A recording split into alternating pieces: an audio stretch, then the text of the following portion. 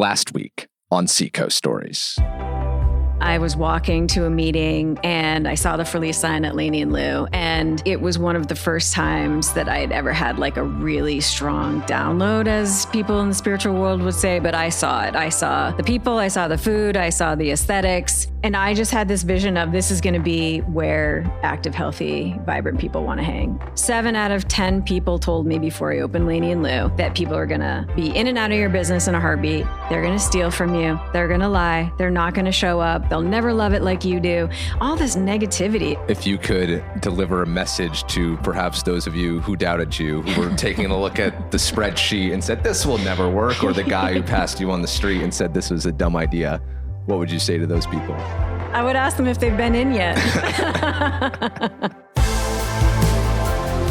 Welcome to Seacoast Stories, a podcast about the people, businesses, and newsmakers that make the Seacoast an American hidden gem.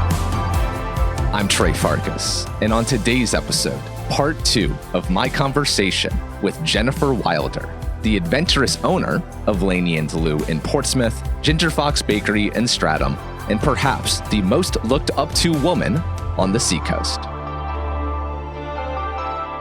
In part 1 last week, we discussed Jen's Vermont childhood, the good, the bad, and the ugly of her 20 years in the manufacturing industry, why she ditched a $300,000 salary to become a yoga teacher, the eureka moment that led her to open LANEY LU in Exeter 10 years ago, as well as the recent expansion of her growing portfolio of brands.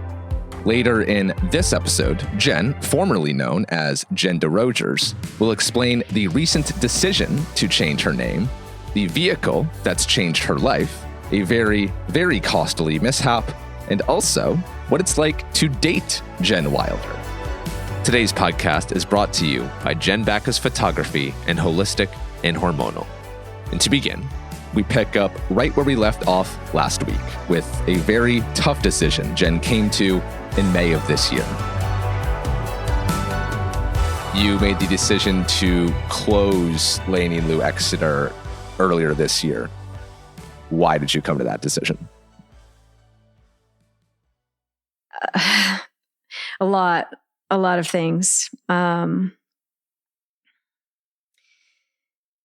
The process of building Portsmouth, and then, of course, we haven't really touched on the fact that I was building Ginger Fox literally in parallel. The bakery in Stratham. Yes, the bakery in Stratham. A lot of things were happening simultaneously for me. And maybe to try to keep it short, and then we can decide if we want to go anywhere.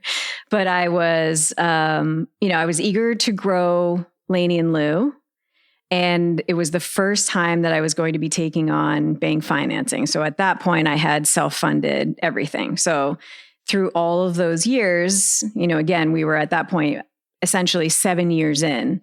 I had just rolled as much as I possibly could back into the business.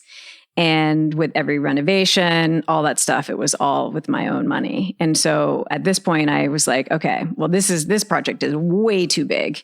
So I'm going to need some help. And at the time, the person that I was dating was pretty excited to be on the journey with me, which I think is a pretty important, it's just important bullet point because it helped bolster my courage to do both concepts at the same time. And so we were both kind of equally excited about Ginger Fox. And Ginger Fox was was not a business that I had been actively seeking to do. The Sweet Dreams owners had pursued me. I had said no multiple times. Then they came back and said, no, we really, really, really want you to do this. Like, please take another look.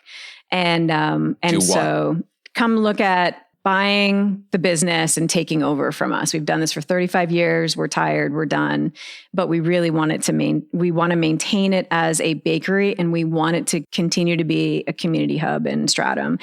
And Ginger Fox is really unique, as was Sweet Dreams, because there aren't a lot of restaurants in Stratham. So now, of course, you've got, I think officially Chipotle and Starbucks are in Stratham. But back in the day, really, Sweet Dreams was really the only spot. And so it was important for them that the legacy continue some way, shape, or form. And I just said to them, I'm not going to continue Sweet Dreams because that's far too big of a responsibility. One change and then someone goes, it's just not the same. And so I'm going to rebrand it to something that's authentic to me. I've done a lot of travel throughout Europe. I'm a big fan of European bakeries, and I think that that's somewhat missing from this area. So I'm going to pursue that. Are we all in agreement? And they said yes. So anyway, so that's why essentially I decided to simultaneously do Ginger Fox at the same time as signing the lease at LANEY LU. So essentially, I had the contractor come in and, essentially walk through and quote out and get me sort of all the foundational stuff I needed for LANEY LU in July. And then we were officially funded in September. And then I signed the lease at Ginger Fox probably within the next 2 months. Wow. It was fast. What year is this again? This was 22. Okay. 22. And so at that point, I was like, okay, we're doing it. Back-to-back restaurants.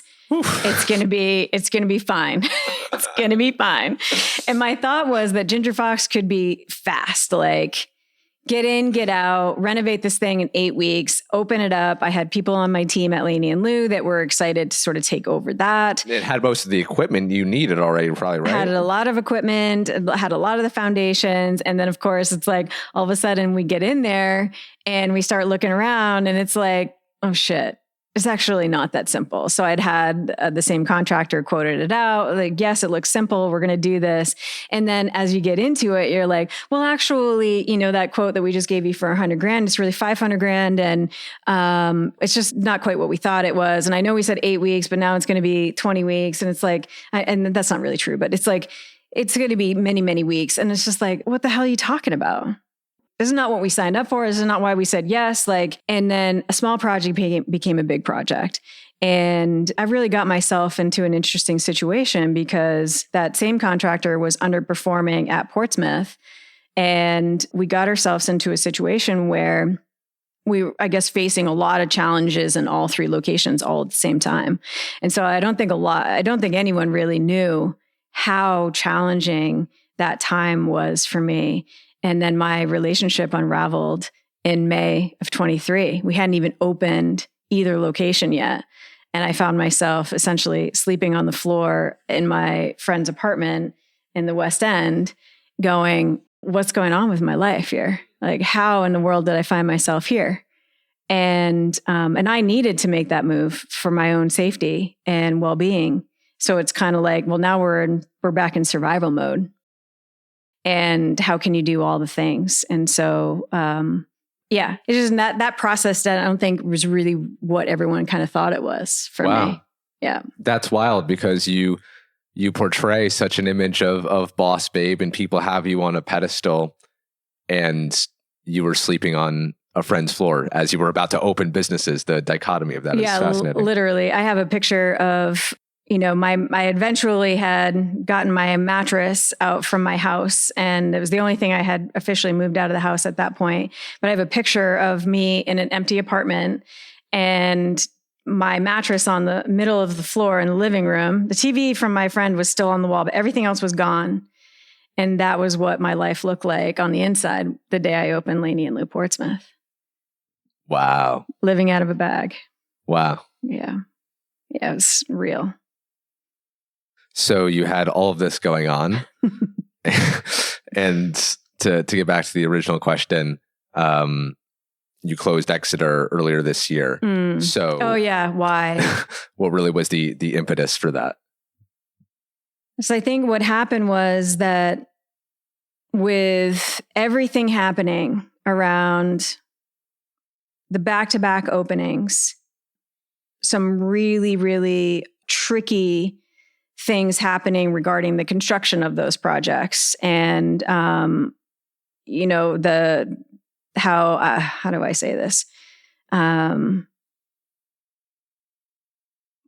was let down by my contractor in a really big way.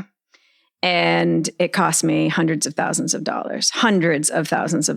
And so ultimately, I started really looking at my businesses, and I started really asking myself, like, okay, what are we doing here? How can I recover from, paying for other people's mistakes? And I had made some mistakes along the way too. But ultimately, I think we could have navigated some of my shortcomings if they had just done their job. So ultimately, I had to really look at, Exeter was still like this beautiful, like people would walk into the restaurants, they'd have these amazing experiences, whatever else, but we were struggling internally. I was struggling internally. It became a really difficult location to operate post-COVID. It's really interesting. Something happened where, because it's so small and we're pushing such extreme volumes through this little tiny space, our turnover rates became super high. We weren't seeing those same turnover rates in our other two locations. For your employees? Yes. So it was like, we felt like we were always like offboarding and onboarding new team members. People were complaining about the ergonomics of the space. This is really hard. Like, it's too hard. I'm not getting paid enough to do something so hard. And you're like, you're strapped. Like, you can't pay someone to make a smoothie more than, collectively with tips, $22 to $23 an hour. The financials just don't work, and we just were getting to a place where it just felt like this is way more stress than it's needed. And then for the first time, we were getting complaints, even though we had fully renovated the restaurant, we were getting complaints with people. It's too busy. It's too small. It's too loud. I came in there, I couldn't hear my friend talking because the blenders were going. And I was just like, these are fundamental issues with the location, like operationally, that I can't solve. Like, I've already invested everything I can into this space. And again, I think something shifted with people and what they were willing to accept or tolerate or participate in post-COVID, that I was like, I just feel like we're done here. Like, we've done everything we can do. And I need to honestly recover from these huge financial hits that I've taken in other aspects of my business. So it was kind of this place where I just had to ask myself, do I want to keep going? I need to re-sign the lease in Exeter. We'd come to the end of 10 years and I knew that was coming. So I asked myself in March, I took a very last minute trip to Costa Rica to just be like, okay, what do I want to do? And I sat down on the first night at dinner by myself and asked myself that same question. And overwhelmingly, my body was telling me it's time to let it go, which is not easy because people loved it. I mean, and there were many members of our team that also loved it. That was their home. Like, one member of my team, she worked with me for 10 years. It's like, wait, what? You're going to close? Like, we had a high level leadership team meeting when I came back, and it was probably April timeframe, to give us a few weeks to prepare for the closure. And, I think there were maybe 8 of us on the call. Everyone was crying. Like, and I told them what had happened in Portsmouth, and they were just like devastated. They had no idea what was going on in the background. Yeah. When you had that intuitive feeling in Costa Rica and you came to the conclusion that Exeter had to go, what emotions came to mind for you? I had asked myself, is this a failure? Right away, am I failing this? Am I not pushing hard enough? Like, I could keep going. It's making the revenue. It's profitable. I could keep going. But is it the right move for me personally and energetically? And also, is it the right thing for our business overall? Because at this point now, we've got 3 locations, 50 or 60 team members. There's a lot to think about, a lot of moving pieces. And it was at that time that I'm like, I think we can lean this organization down, and I will be a lot happier and more nimble for it. But we had to fight. I had to fight for that. I had to fight for that new vision. And this is what I realized. I'm like, no, this is business. Like, this is how business works. Like, sometimes you have to You have to let something go to let something new in. And that's life in general as well. But there is not a stone in my business that I have not turned over. And I'm a better business coach now for it. Like I just met with a client, she's also in hospitality. And it was like, I want to talk about marketing and I want to talk about my vision and blah, blah, blah, blah. And I was like, let's talk about your financials. And you could see the look on her face kind of like, please don't make me. This is not exciting for me. And I was like, you will have nothing if you don't know what your metrics are, where every cent is going, and you can predict it, and you've budgeted, and you've planned, and all the things. And I think we did so many things right. It was all the things that were out of our control that then it was like, oh shit, 18-week delay in Portsmouth, 18 weeks. Try to be a single LLC small business owner who is self-funded so much of her business and then have someone hand you an 18-week delay and just be like, figure it out. The delay was for the opening of it? Yes. Okay. So you opened 18 weeks later than you anticipated. Yeah. Okay. So when you've budgeted everything, you've gone to the bank, you've done your pitch deck, you've got your financials, you've got all those things are mapped out. We had a $26,000 contingency fund. Like, think about that. Basically, and we had enough money to buy a car, a small car, shitty small car in the bank, that was set aside. It was the, oh shit, something goes wrong fund, and then the contractor is 18 weeks late. So that's, easily $500,000 in revenue, easily, for us, it was hundreds of thousands of dollars of expenses that were unplanned. And then they were dreadfully over budget because they were dreadfully late and didn't plan for it, didn't tell us, didn't ask for us, and just like, boom, all get surprised by it all at the last minute, all when you're trying to open. It's just absolutely breathtaking in all the bad ways. Yeah. And so 18 weeks delay in Portsmouth leads to a 24-week delay at Ginger Fox. And everyone's asking me, why aren't you opening? Why aren't you opening? Why aren't you opening? I'm like, all in due time, all in due time. And so thank God when we opened, it was like, whew, the people showed up, the business was there and whatever else. But it's like, if you do the math on all of those things, and the reason why I'm being so transparent, I guess, about it is like, that's how business works. I now get it. I'm like, I took my punches in ways that I don't think I ever thought I would. And now I know like that's what the greats have done too. Like you start things, you close them, you're very strategic, you take your punches, you figure it out. And I had to get very creative very quickly. Yeah. Wow. Well, thank you for sharing that. I don't think anyone would have expected that that's what was going on in the background. I'm curious, I come from the world of media and PR is always fascinating to me.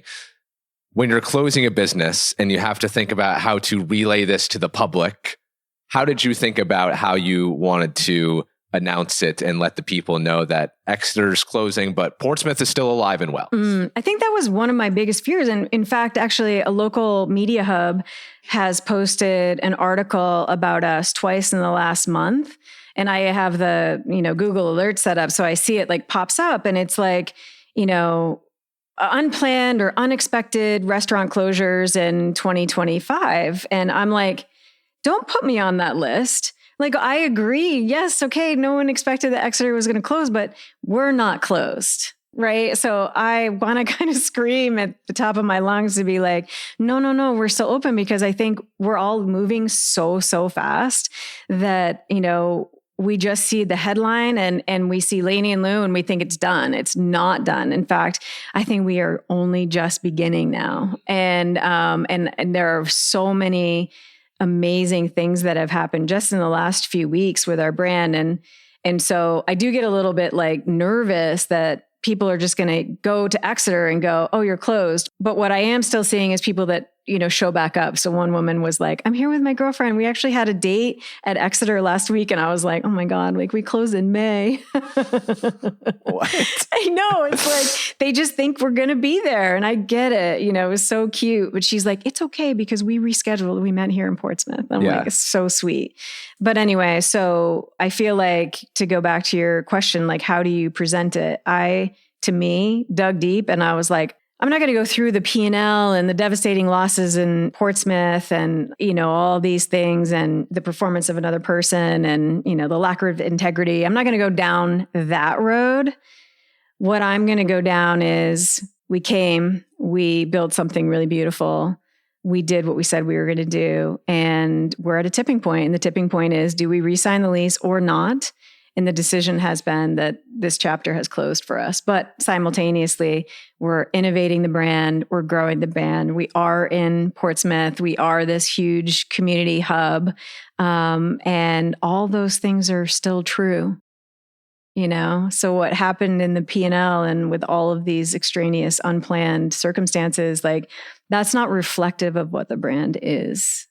And that was a great lesson for me. And I am definitely going to be a better business coach for learning all of this, You posted a very heartfelt message on Instagram announcing the news in Seacoast Online. You were quoted in around that time as well about the closing of the Exeter location. I'm curious, what was the public's reaction to this news? Oh my God, it was so beautiful. I'm just so thankful that we were able to close the chapter the way we did. First and foremost, I was shocked by the number of people that just didn't know about Portsmouth and Ginger Fox. And I'm like sitting here thinking that I'm a pretty good marketing person. And I don't know how you don't know about Portsmouth. I don't get it. Clearly, I've not done a good job here, but it's fine. I get it. You get into your habits and that's your place that you go. And, sometimes Exeter people don't come to Portsmouth and vice versa. So it is what it is. I thought that was kind of funny. But the number of people that came from all over the place, like drove significant miles to get to us, that maybe had moved away or whatever, but the number of people that wanted to make sure that they took me aside to tell me a story or to say like, oh, I met my wife here, or I had this happen here. I would have dinner or lunch with my daughter every day here. Like whatever those stories were, a lot of tears from people, not from me. I mean, I was sad, but just a lot of tears, like, this is my family. And that's when you go like, wow, okay, we did it. Yes, they're sad about the food, but they're more sad about the space and they're more sad about, missing the team and the feeling of the brand. And I just like, it's so much bigger and more powerful than me. And it was a very beautiful experience. As you were receiving that outpouring of support, at any point, did you have second thoughts or thought, oh man, I may have made the wrong decision? Yeah, because like some people came with money. They were like, how can I invest in your brand so you don't go? And I thought, God, I never thought about that, because that's kind of, it was a bit, again, Exeter, my businesses are all separate. So I'm very clear what Exeter is doing versus Portsmouth, whatever else. So the challenges that we were experiencing in Portsmouth, those are Portsmouth things, you know what I mean? So like the delays in construction, And I keep that very insulated, so I just never thought to be like, wow, people would really want to maybe invest in my brand, because in my head, it was, you don't take investments until you have 3 to 5 of the same brand. And so that was another devastating sort of result of the issues in Portsmouth, was I had to say no to LANEY LU number 3. I actually had number 3 in the works in Dover, and I had to say no to it and walk away from that. And that was really hard because, a lot of people had put a lot of time and energy, the building owner, myself, to get 3 going. We had contracts in place. So it's like, you have to look at yourself and go, I can't do it. Like 18 weeks late here, 24 weeks late there. And I'm supposed to be open in Dover in 12 weeks. Like clearly that's not going to happen, So yeah, wild times. Coming up, how Jen decides on the ultimate rebrand and why she's tired of men ghosting her. That's next. But first, there's another Jen on the Seacoast you have to know about. It's Jen Backus, and she's one of the very best photographers the Seacoast has to offer. She's worked in the biz for 15 years, and she's the go-to photographer for small business owners who need to update their websites, spruce up their social media, or replace those same headshots you've been using for the last decade. Her reputation is pristine. I know firsthand that Jen takes excellent care of her clients and that she always goes the extra mile to ensure you're happy. She's a delight to work with throughout the entire process and always delivers her final products on time and to your satisfaction. Jen especially loves working with farmers, restaurant owners, and any other go-getters who are chasing small business dreams. If that's you, you're in luck. Jen is offering Seacoast Stories listeners 10% off your first photography session with her. All you have to do is send her a direct message on Instagram at Jen Backus Photo. Tell her you're a fan of the show and that you'd like to take her up on the offer. Again, that is JENNBAKOS Photo on Instagram. Now, ladies, listen up. You ever feel like your hormones are running the show and that you're just along for the ride? One week you're crushing yoga at Three Bridges, and the next week you're crying at Lexi's because they forgot your fries. I've been there. Well, maybe for other reasons I've been there, but you get the point. Anyways, that's where Dover's Dr. Whitney Elsesser comes in. She's the founder of Holistic and Hormonal, and she helps women actually understand what their bodies are doing. From fatigue to mood swings to that mysterious 3 p.m. crash that no amount of Dunkin' coffee can fix, Whitney is your go-to. She takes a full-body approach, balancing your hormones, dialing in your nutrition, and getting you back to feeling like you. You know, the version of you who doesn't need a nap, a snack, and a cry just to make it through Wednesday. So if you're ready to trade burnout for balance, check out holisticandhormonal.org. Visit the contact page and write in that Seacoast Stories sent you for a free lab consultation, which may just be exactly what you need to get you back on the right track. Thank you, Dr. Whitney, and thank you, Jen Backus, for supporting the podcast. Now back to my conversation with Jen Wilder. You did the ultimate rebrand. You changed your name recently. Everyone for years around these parts has known you as Jennifer Desrosiers, and then out of nowhere, I mean, you had told me behind the scenes that something big was coming. You had teased some things that were changing, and in my head, I was trying to think, what could it be? What could it be? This one, completely out of left field. I had no idea that you were going to change your name. How did this happen? I mean, it's just, I mean, just like anything with me, it comes from a lot of deep reflection and a lot of honesty. And I am a work in progress. And like I said, I'm on a mission to get as close to my authentic self as I possibly can. And sort of the unraveling of other people's stories, other people's versions, other people's expectations of me. Maybe as a Pisces, as someone incredibly sensitive, I took a lot of that on. Like, oh, you're smart. You're supposed to be an engineer. Like, there's 20 years of my life, you know, and, oh, you have this successful restaurant. This is what you're supposed to do. And I get it, but I'm now more interested in doing it on my terms. And so when I had what I would call a very beautiful and respectful uncoupling from my husband in 2019, where we just decided, you know, he stood by me for the first 4 years of LANEY LU, and I was very rarely home, and I never got anything but love and understanding and encouragement. Like, if this is what you want to do, go do. He was very clear, this is not what I want to do, but if this is what you want to do, go do, and I'll be home and I'll have dinner ready whenever it is that you get home. And so that's how that was. But I just had this deeper feeling that something else was meant for me.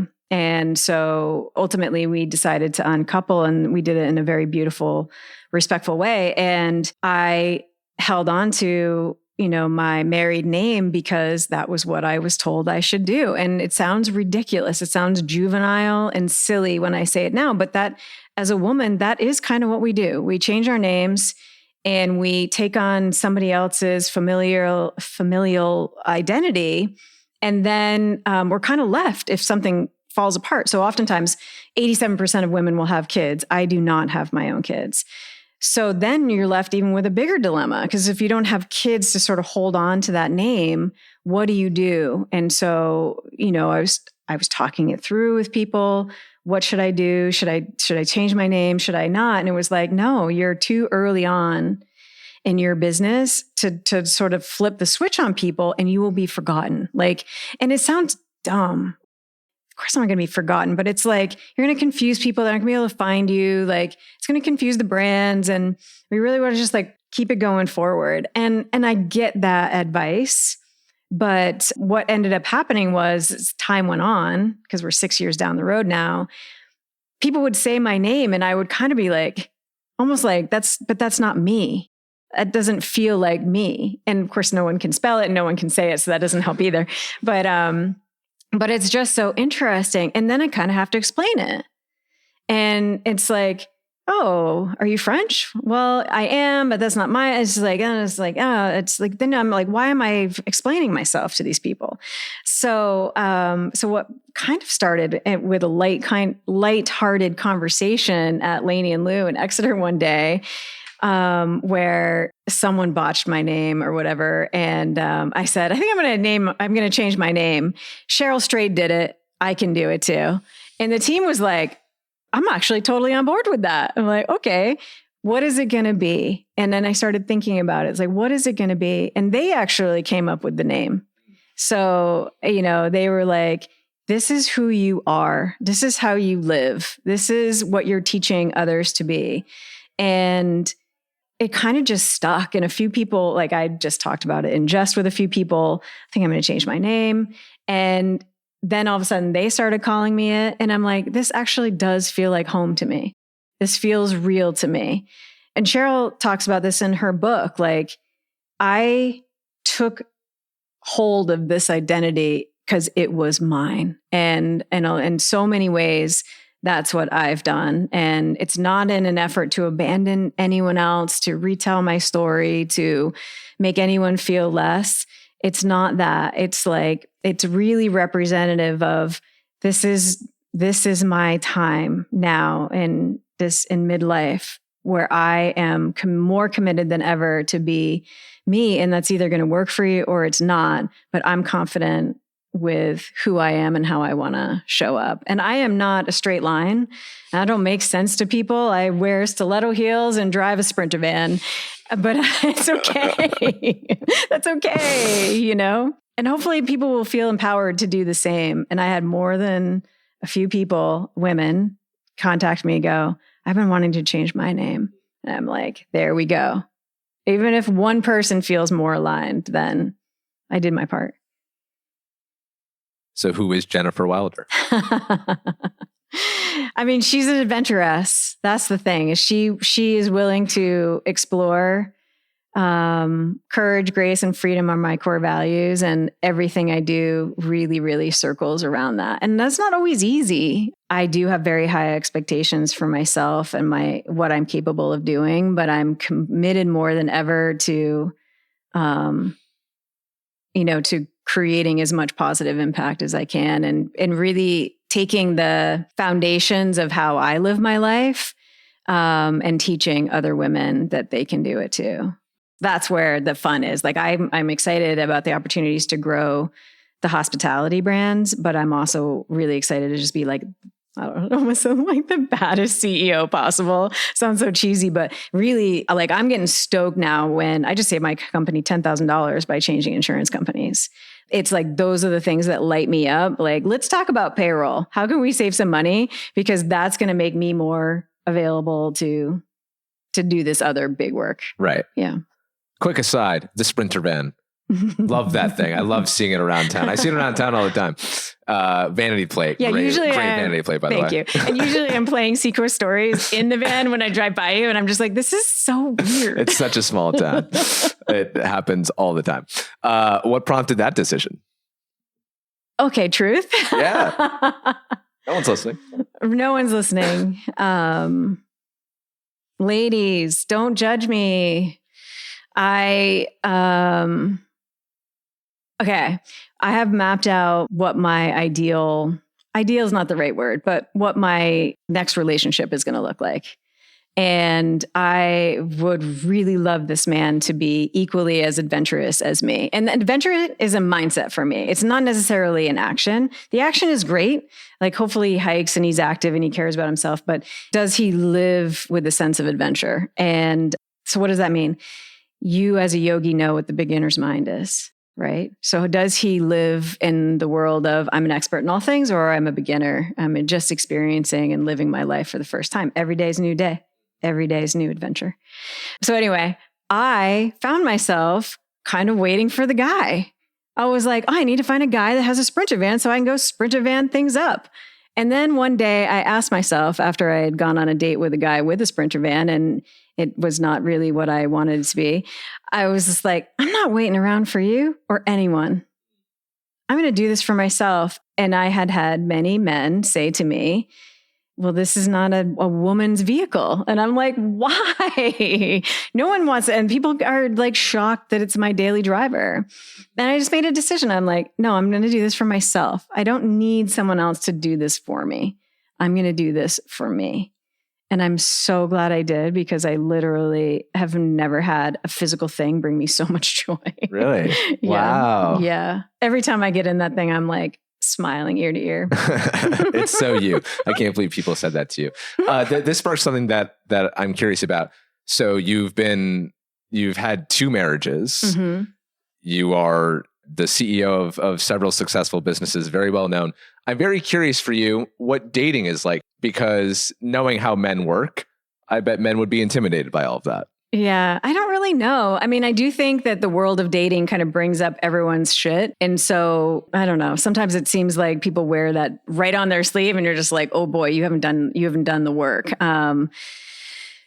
Maybe that's the art of online dating, but I've found it to be, equal parts frustrating and equal parts rewarding. I've met a lot of cool people. I don't really keep in touch with any of them. It's not like I'm like, oh, we should be friends instead. But it's been hard. And I think as a person that is incredibly sensitive, I find it difficult when people just behave badly. Like, I would rather you tell me that you don't like me than to be ghosted by you. And I think that's the hard part. I think that's just reflective of who we are as humans now. Like, I can cast you aside and it doesn't matter because I've only hung out with you a couple of times, or I don't really know you that well. I barely know your last name, let alone do I have to respect you. And what I think is really sad is, I've been on a handful of dates in the last few weeks with men that have said, thank you so much for telling me how you feel. Because I've just said to them, thank you. It was a pleasure meeting you. I wish you the best. I wish you all the greatest love.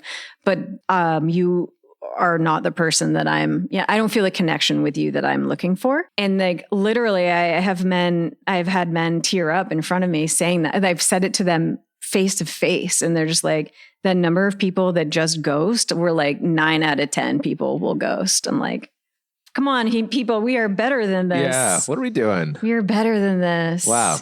I love that. Direct communication. What a concept. I think it's a fear of conflict, right? It's a fear of conflict. And I don't know. But it's so much better just to come out and say it. Like, you can't really combat that or come back with anything. Boom. You're not my person. Okay. I get that. Move on. Right. Exactly. And everyone's better for that. Yeah. And plus maybe we've only gone on 1, 2, 3, or 4 dates. And so it's not like this big catastrophic life ending event. It's just being respectful. And I think that's the thing with dating that I find is really difficult, is you just kind of never know. Like, oh, I feel like this conversation is going somewhere, but that person at any moment to just be like, boom, right, they're gone. Yep. And so I have to remind myself that, oh, your work here is to show up as you. And if they ghost, then they're doing you a favor. Yep. And that's People show you who they really are. It's a reflection of them, not of you. It's like a constant reminder of the work, I guess. On a first date with you, how long before you ask the question, what are your thoughts on Sprinter vans? Well, now I think I did a better job this time. So I've taken big periods of time off, which I think was really good for me. So after I left my last partner, I was like, I need time. I need time to get my businesses going, get my life in order, get out of this empty apartment. And I'm so thankful for that time.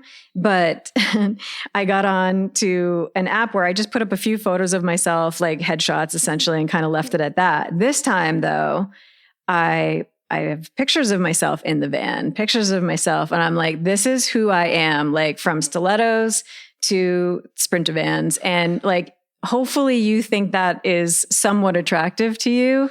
You've done your due diligence to actually read the words that I've put in place. But Yeah, I want a man that can lead, but a man that can, the trifecta, can he lead? Can he stand behind me? Can he stand beside me? And maybe even all at the same time. And I do think he's out there. Seacoast men, wise up.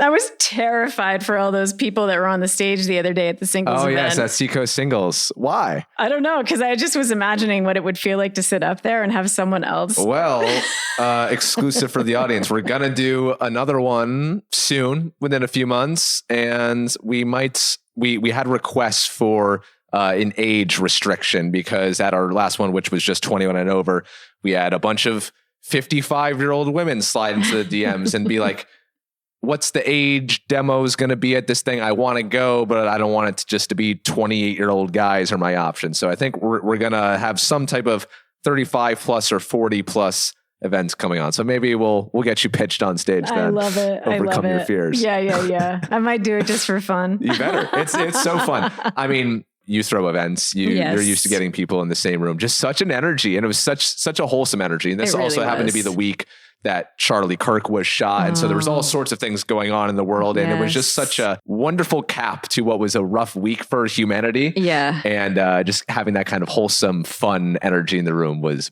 lovely. Yeah. As someone that was obviously in the audience, I thought it was so cool to be able to listen to all the people that were standing around me, sort of cheering on and just being so loving to all the people that were up there. And, I guess there could have been a place where, you could have heard, a woman go, ooh, like who would want to match up with that guy, or vice versa. None of that. Yeah. None of that. Vibes were high. People were chatting, like we all had our eyes on a couple people. But I was like, I'm at least going to go say hi to him. This will be good. This will be good. Yeah, it was practice. fun. Lots of real life stuff. People going up to each other. We put wristbands on the people who were taken so that you would know who was taken and who wasn't. Oh, a couple married women gave me their numbers afterwards, which I thought was interesting. Were you like, can I see your sleeves? See, do you have the wristband?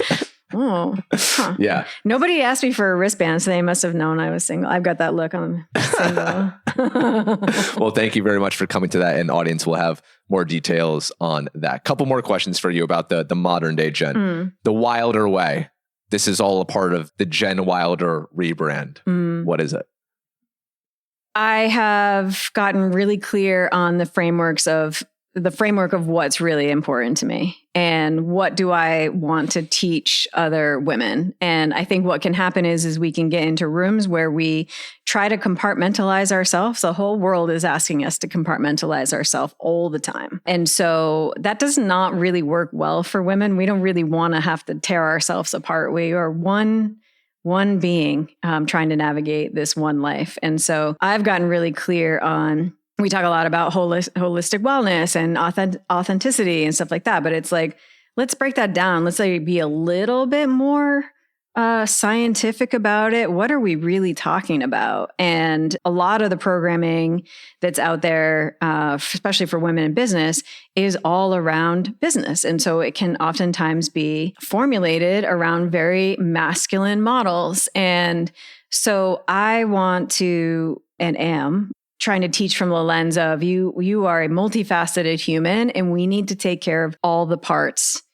And if we take care of all of the parts, maybe not equally or at the same time or whatever else, you're more likely to feel a level of fulfillment and success in your life. Because if you're killing it in your business, but your relationships at home are failing, what are you going to be thinking about? You're going to be thinking about the relationships at home that are failing. And so what my framework really brings together is what I call, the Wilder way, but the 6 pillars of which I really live my life. And I've also been thinking about them not necessarily as pillars, but as compass points. And one of the things that I talk a lot about is the adventuress. And this is a word that I've been utilizing in my own head for years. I love this word. Well, I never heard it before you. I love it.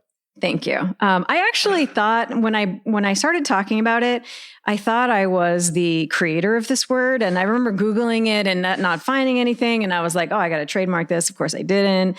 And this goes way, way back, probably 7-8 years ago with some of the collateral that we were starting to build around Wild Adventurous Life.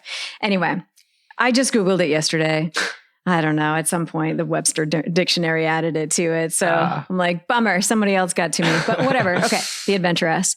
Really, at the end of the day, I've come to realize that we have incredible power as women. We are incredibly intuitive beings, right? So the way I've been putting words to that is like, she doesn't need the map. She is the map. She is the map. I am the map. I know where I need to go.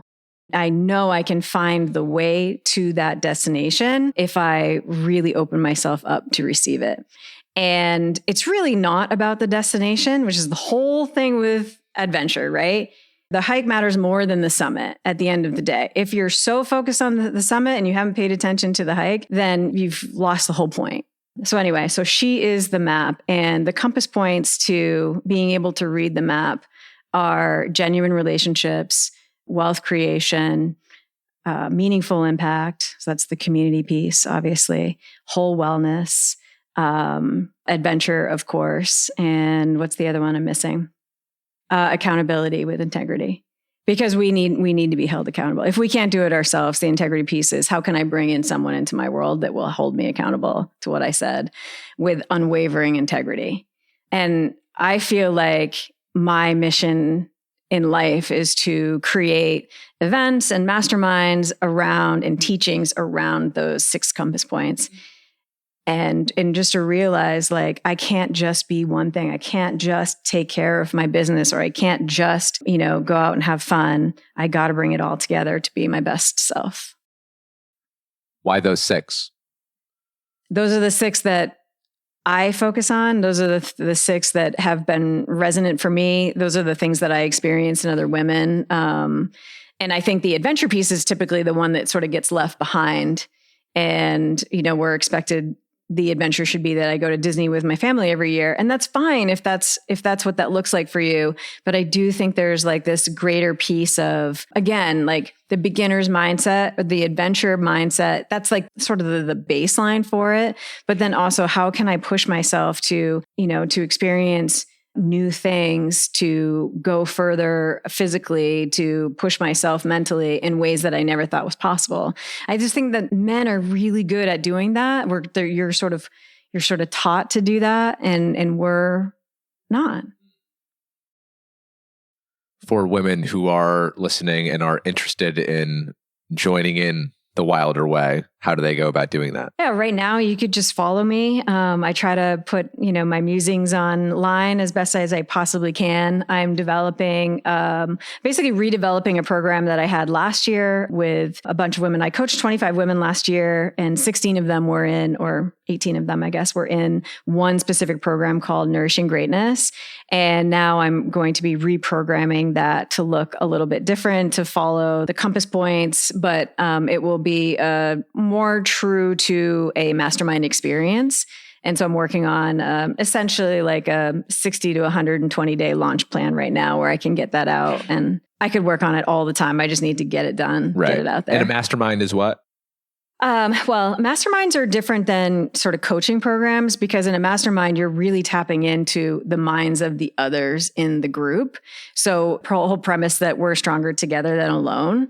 So it's not like a course where you might have a download and someone's telling you what to do, and then you have to hold yourself accountable. This is really like, we're in this together, where you're going versus where you're going versus where I'm going. Those things may be different, but we're going to be open to supporting each other. And then there's a facilitator. So that's where I would come in to help, bridge the gap when needed, but we're doing it together. We're rising up together. And then the idea of, my live experiences or some of these bucket list adventures would be, let's go climb the mountain, if you will, together. Because a lot of, it's just like why guys go golfing together. It's like a lot of, brilliant ideas and problems can be solved on the trail. That's just my methodology. Yeah. I love it. Thank you. Okay, so you're working on a bunch of things. I do have one question that I've been dying to ask you for a while. A lot of owners, I imagine the goal as the business grows is to gradually step away from the business. And I feel like you're more entrenched in the LANEY LU business than you ever have been. I've had the honor of going to a lot of private events at LANEY LU over the last few months. You're always there. I'm at Laney and Lu a lot during the day. 85% of the time, you're there. Yes. You work a lot. Yes. Why are you still so hands-on and public-facing with the Laney and Lu business when most owners usually this far in would be like, I just want this thing to run itself? Yeah. Yeah. So maybe I'm a little bit less forward-facing at Ginger Fox. I mean, I do go over there every single week and hang out with the team, and we have leadership team meetings and things like that every week. But at Laney and Lu, it's a little bit different. Like right now I am the acting general manager, so I do spend a little bit more time there, but also it's in my neighborhood. It's big enough for me to be able to work there. So I think there's some logistical things that just make it kind of more simple to be there. But also Laney and Lu is, like we said, it's about community generation. So many of the things that we do in all of our businesses are regarding that. We have, similar missions, core values, things like that. Obviously, community is at the heart of all of that. But with Laney and Lu, it's like, this is my opportunity to welcome people into the space. And it's a strategy having all of these events at Laney and Lu. It's a brand awareness strategy. It's amazing. It's not all about strategy, but it is an amazing way to cross collaborate with other business owners, get our brand in front of other communities that maybe wouldn't have heard of us or maybe wouldn't have branched out. So that's a big reason why. And I don't necessarily go out to all the other networking events. So it's like, well, you're here. I want to host you and I want to make sure you're having the best possible time. But we're talking about, there's only so many minutes in the day. So we are talking about how do we bring in another level of support for events and catering coordination and execution, because there's going to be a point where, I'm just not going to be able to physically do it. Yeah. Yeah. The question I'm sure you've been asked by a bunch of people in the area who look up to you. How do you do it? How do you do all this stuff? I think one thing is that